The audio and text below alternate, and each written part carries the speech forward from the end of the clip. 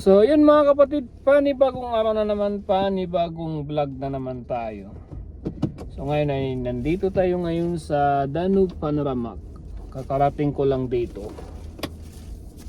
So bago ako dumating dito ay dumaan muna ako sa God Restaurant para bumili ng falafel. Bumili ng falafel dahil para hindi tayo gupamin. So ito mga kapatid, yung mga falafel dito, obusto at saka yung giniling na ano ba tawag doon, giniling na talon. So bago tayo pumasok sa Danube, bago tayo magtrabaho, ay kakain muna tayo ng falafel para hindi tayo mapagod o di kayo magutom.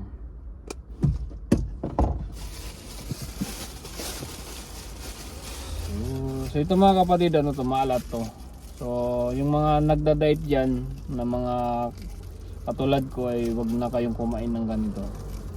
So ako mga kapatid, medyo hindi muna ako magda-diet kasi parang nasubrahan yung diet ko.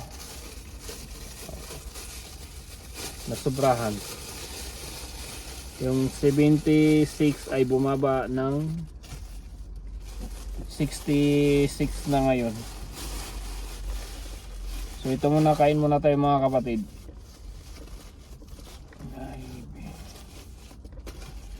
So ito lang yun mga kapatid, kubos yan, tapos may mga laman-laman yan. Bismillah.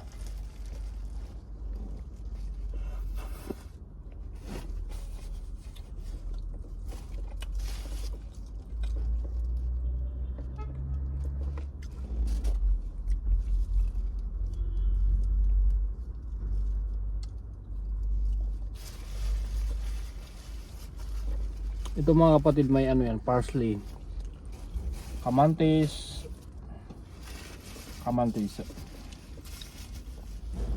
So ito lang to, for years lang to kasi walang kasamang itlog.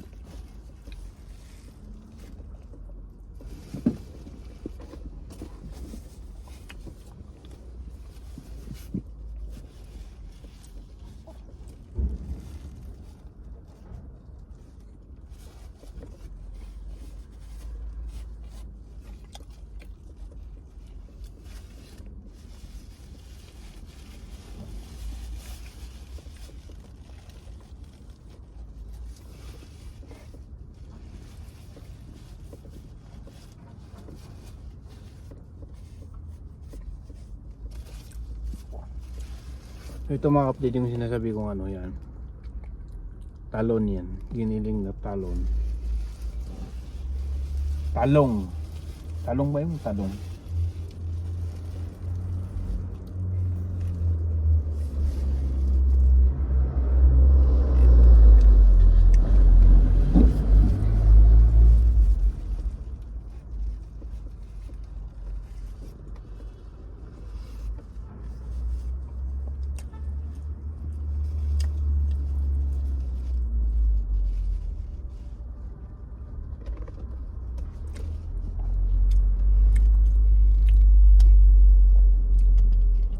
So ito mga kapatid, yung kubos niya parang pag malamig ay makunat na.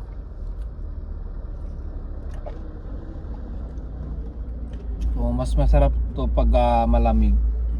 No. Mas masarap to pag mainit-init. Pag mainit-init to, nakakaubos ako dito ng mga dalawa.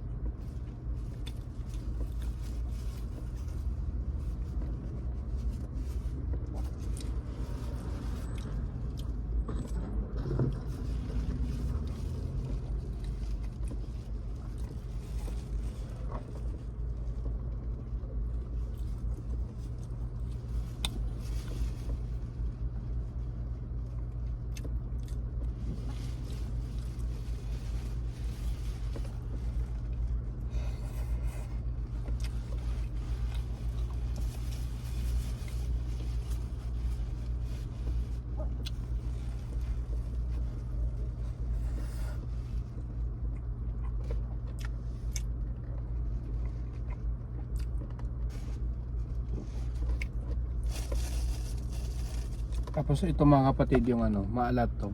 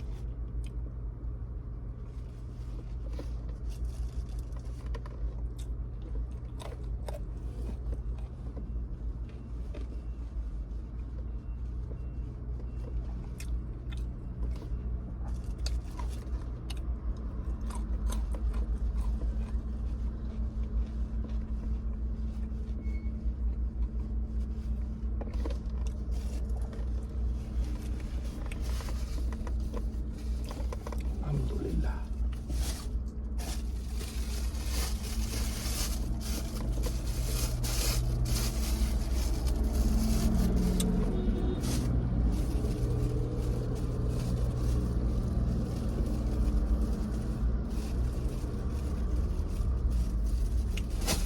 So yun, busog na tayo, alhamdulillah.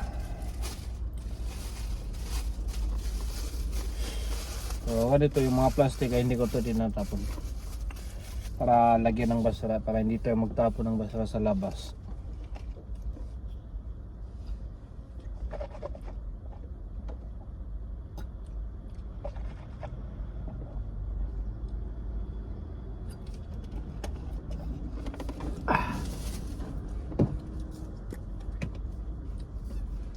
Tapos mag-alcohol tayo para hindi tayo mangamoy, hindi nila tayo maamoy sa loob.